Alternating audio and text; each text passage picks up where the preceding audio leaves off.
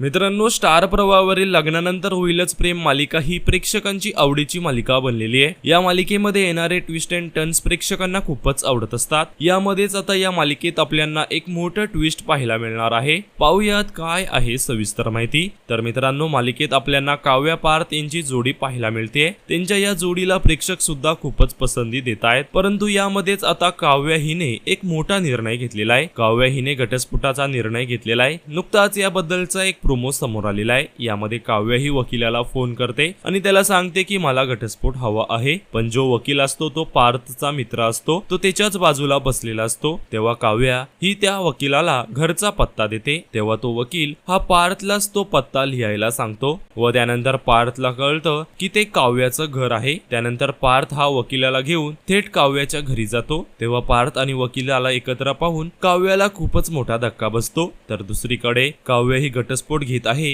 हे पाहताच पार्थला खूपच वाईट वाटू लागतो। आता पुढे काव्या ही पार्थ पासून घटस्फोट घेणार का, असा प्रश्न चाहत्यांना पडलेला आहे। तर मित्रांनो, मिळालेल्या माहितीनुसार पार्थ हा काव्याला 1 महिन्याची मुदत मागणार आहे। 1 महिन्यामध्ये पार्थ हा काव्याचा मन जिंकण्याचा प्रयत्न करणार आहे व त्यानंतर काव्या ही घटस्फोटाचा विचार करेल, असं आपल्याला ट्विस्ट मालिकेत पाहायला मिळेल। तर मित्रांनो, तुमची या संदर्भात काय प्रतिक्रिया आहे हे आम्हाला कमेंट्स मध्ये नक्कीच सांगा।